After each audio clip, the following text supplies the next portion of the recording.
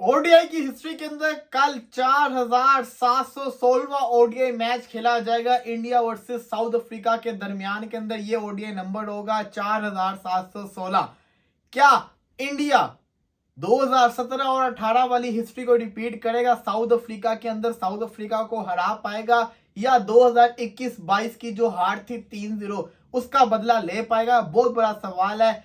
इस वक्त जो सीरीज है वो 1-1 से लेवल के ऊपर है। क्या इंडिया साउथ अफ्रीका में हरा के दोबारा से हिस्ट्री को रीराइट करेगा, या साउथ अफ्रीका जैसे कि हमेशा होता है कि बड़े आराम से इंडिया को सीरीज हरा देती है, वो वाला काम करेगा? लेकिन इसमें कोई शक नहीं कि इस दफा इंडिया ने साउथ अफ्रीका को टफ टाइम तो दिया। पहला ओडीआई मैच बड़े आराम से जीते, उसके बाद जो दूसरा ओडीआई मैच था उसके अंदर हार गए बड़े आराम से। लेकिन जो सीरीज है वो टी20 सीरीज भी लेवल गई है, ओडीआई सीरीज भी अभी तक लेवल है। तो फैसला कल हो जाएगा। पर्ल के अंदर ये मैच है, ओडीआई मैच है। कहते हैं केएल राहुल की कैप्टनसी के अंदर, एडन मार्करम की कैप्टनसी के अंदर साउथ अफ्रीका दोनों टीमें आपस में लड़खड़ाएंगी। आपको याद होगा टोनी डिजोरी, ये वो नाम है जिसने इंडिया को सेकंड ओडीआई मैच हराया था। बड़ी शानदार किस्म की 119 रन की नाकाबिले शिकस्त बल्लेबाजी खेल के इंडिया के हाथ से मैच को लेके गए थे। बड़ा वन साइडेड मैच हुआ था। और मजे की चीज ये थी कि मुफद्दल वोरा, एक बंदे हैं जो ट्विटर के ऊपर ट्वीट करते हैं, उन्होंने बड़ी अच्छी चीज लिखी हुई थी। उन्होंने लिखा हुआ था 19 नवंबर इंडिया वर्ल्ड कप का फाइनल हारा, अनबीटन जाते हुए एंड का मैच हार गया। 19 दिसंबर 2023 इंडिया फिर ओडीआई मैच हारा, और केएल राहुल की कैप्टनसी के अंदर अनबीटन जा रहा था और मैच हार गया। तो वो वाली जो थी ना एक चीज, वो उन्होंने रिमाइंड करवाई। और इंडियन फैंस को बड़ा सैड भी फील हो रहा हो, क्योंकि बड़ी चीज थी। लेकिन फिर भी वर्ल्ड कप हो गया पुराना, अब तो काफी सारे दिन गुजर गए। लेकिन अब असल कहानी तो अब शुरू होगी ना, कि अगला सफर जो टी20 वर्ल्ड कप का है वो। लेकिन ये जो ओडीआई सीरीज है इसकी इतनी वैल्यू नहीं है, पहले हम सबको पता है। बट अगर अफ्रीका के अंदर सीरीज आप जीतो तो उसकी वैल्यू तो होती है। जिस तरह से टेस्ट सीरीज की वैल्यू होगी उस तरह से इसकी भी वैल्यू होगी। तो प्रिडिक्शन क्या है, प्रिडिक्शन के ऊपर बातें करेंगे। बड़ा जिसको कहते हैं ना पाकिस्तान के अंदर जो टोनी डिजोरी को एक न्यू जिसको कहते हैं ना हीरो क्रिएट कर दिया गया कि बहुत बड़ा प्लेयर है, उसने इंडिया के खिलाफ रन वगैरह किए हैं। तो ये तो होता है, ये तो होता है। जो पाकिस्तान के खिलाफ जिस तरह से अभी ऑस्ट्रेलिया ने परफॉर्मेंस दिखाई है, डेविड वार्नर हो गए, इन्हीं के साथ साथ मिचेल मार्श हो गए, बॉलर्स हो गए, तो वो इंडिया के अंदर उनकी बड़ी जिसको कहते हैं तारीफें होती है। इस तरह जो इंडिया को सीरीज में आता है उसकी पाकिस्तान के अंदर बड़ी तारीफें होती है। तो ये दोनों मुल्कों का चलता रहता है। इन दोनों मुल्कों में आपस में लगे रहना है, और दूसरे जिसको कहते हैं ना आईसीसी ट्रॉफी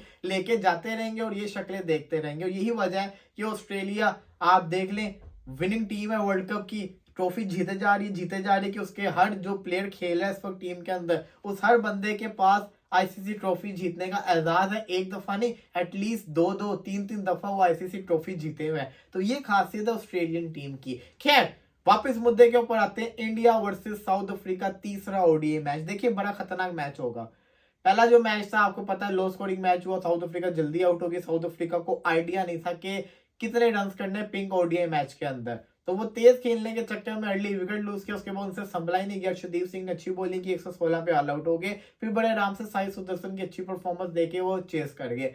दूसरे ओडीआई मैच के अंदर इंडिया को समझ नहीं लगी। हालांकि जो पिच था वो 250-260 वाला था, लेकिन इंडिया अच्छी पोजीशन में आके एकदम कोलैप्स करता है और 211 पे ऑल आउट हो जाता है 46.3 ओवर्स के अंदर। और साउथ अफ्रीका बड़ा कंफर्टेबली चेस कर लेता है। वजह ये होती है कि साउथ अफ्रीका को पता होता है कि हमने इतना टारगेट करना है, तो वो सुकून से स्टार्ट लेते हैं, उनको टेंशन नहीं होती तेज खेलने की। यही वजह साबित होती है कि वो जीत जाते हैं। अब तीसरा ओडीआई मैच है। मैं ये उम्मीद करता हूं कि इंडिया की तरफ से साई सुदर्शन जिसने 2 बैक टू बैक 50 मारे, उसको तीसरा 50 अगर मारे तो उसको 100 में कन्वर्ट करना चाहिए। एक अच्छा प्लेयर है, वो करना भी चाहिए, बनता भी है। ऋतुराज गायकवाड़ को रन करने होंगे। और सबसे 12 तिलक वर्मा क्यों खेले, तिलक वर्मा की जगह रजत पाटीदार को खिलाया जाए। वो एक अच्छा प्लेयर है, मैंने उसको आईपीएल खेलते हुए देखा हुआ, उसकी टेक्निक को मैंने देखा हुआ, बड़ा शानदार प्लेयर है। तो उसको वन डाउन के ऊपर खिलाया जाए। केएल राहुल खुद जिसको कहते हैं नंबर 4 पे, बाकी टीम प्लेइंग 11 वही रखे। और युजवेंद्र चाहल, चाहल को लेके गया, एटलीस्ट उसको खिलाएं तो सही। चाहल को खिलाएंगे तभी फायदा है। दूसरी तरफ साउथ अफ्रीका की टीम की बात करें तो उनकी तो टीम वैसे ही बड़ी अच्छी नजर आ रही है मुझे। उनके जो बर्गर बॉलर है, उसके बाद पेस बड़ी है, आईपीएल में बिक भी गया है। लीजर विलियम्स अच्छा बॉलर है, तब रेस शमसी आपको पता है, केशव महाराज आपको पता है, ये तो बॉलिंग तो अटैक तो उनका अभी भी नया यंग बॉलिंग अटैक है, लेकिन अच्छा नजर आ रहा है और बैटिंग उनकी बड़ी स्ट्रॉन्ग है। एक ही नया लड़का था डिजोर्डजी और उसने जिस तरह की बल्लेबाजी की तो साफ पता चल रहा था। बात करते हैं प्रिडिक्शन की। देखिए आप सब जानते हैं कि प्रिडिक्शन हमने की हुई थी साउथ अफ्रीका ये वाली सीरीज जीतेगा, लेकिन जिस तरह से इंडिया ने अच्छी परफॉर्मेंस करके दिखाई थी पहले ओडीआई मैच के अंदर, तो रिजवान भाई और मैं तो कंफ्यूज हो गए थे। हमें तो लग रहा था कि इंडिया बड़े आराम से सीरीज जीत जाएगा, इसलिए हमने कहा था कि अब इंडिया 2-1 कर ले। लेकिन आई थिंक कि अब दोबारा से टाइम आ गया कि अपनी पुरानी वाली प्रिडिक्शन में कायम हो जाए और यही प्रिडिक्ट किया जाए 2-1 साउथ अफ्रीका, जो कि ऑन बोर्ड नजर आ रहा है कि साउथ अफ्रीका जो है वो सीरीज जीत जाएगा। साउथ अफ्रीका ने अच्छा कमबैक कर लिया, कॉन्फिडेंस लेवल साउथ अफ्रीका का हाई हो गया और सबसे बड़ी जो वजह है ना वो ये इंडिया की कि इंडिया का श्रेयस अय्यर की टीम के अंदर नहीं है। वो जो प्लेयर है ना वो बड़ा यूजफुल प्लेयर है ओडीआई का। रही बात इंडिया की बॉलिंग की, तो इंडिया की बॉलिंग जो फर्स्ट ओडीआई के अंदर थी वो सेकंड ओडीआई के अंदर नजर नहीं आई, हालांकि वही बॉलर से, लेकिन फिर भी उस तरह का इंप्रेस नहीं कर पाए। लेकिन फिर भी मैं समझता हूँ कि इतनी बुरी बॉलिंग नहीं है, अच्छी बॉलिंग है। एटलीस्ट साउथ अफ्रीका से आप कह सकते हैं कि अच्छी बॉलिंग है इंडिया की, लेकिन बैटिंग इस वक्त जो है ना वो साउथ अफ्रीका की बड़ी ज्यादा खतरनाक नजर आ रही है। और आई थिंक कि ये जो मैच है ना, ये जिसको कहते हैं ना साउथ अफ्रीका अपनी बैटिंग के बलबूते के ऊपर ही जीतेगी। बड़े सारे प्लेयर्स के ऊपर इनिंग्स ड्यू है तो वो करके दिखाएंगे और साउथ अफ्रीका ये वाला मैच जीत जाएगा और सीरीज भी अपने नाम कर लेगा। अफ्रीका के अंदर सीरीज जीतना इतना आसान नहीं है जितना लगता है। अब बात करते हैं इम्पैक्टफुल खिलाड़ी की। वो कौन से खिलाड़ी हैं जो अपना अच्छा इम्पैक्ट डाल सकते हैं इस मैच के अंदर?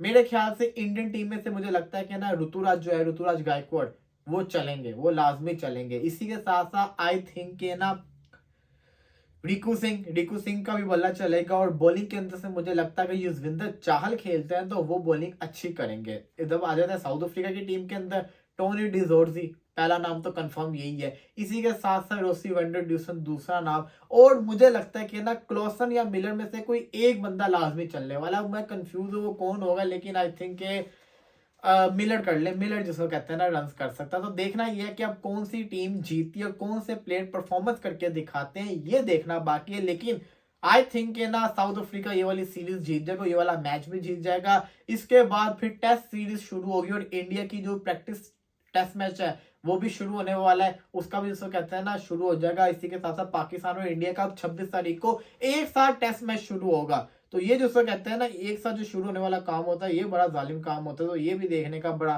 मजा आएगा। तो लेट्स सी, देखते हैं क्या होगा। फिलहाल के लिए इजाजत दीजिए, इंशाल्लाह इसको कहते हैं ना थोड़ी देर बाद दोबारा हाजिर होंगे आपसे। रोज सुबह डेली एक आईपीएल की टीम का रिव्यू होगा, स्क्वाड का, किसका स्क्वाड ज्यादा अच्छा है इसका रिव्यू करेंगे। तो सुबह वाली जो होगी वीडियोस के अंदर सबसे पहले शुरुआत ही करेंगे हम अपनी सबसे फेवरेट टीम। आप जानते हैं किसकी बात कर रहे हो? अगर नहीं जानते, अगर जानते हो तो जरूर कमेंट्स के अंदर बताएं, नहीं जानते तो फिर कमेंट्स पढ़ लीजिएगा, लोग जानते हैं कि मेरी फेवरेट टीम कौन सी है। तो फिलहाल के लिए इजाजत दीजिए, अल्लाह हाफिज।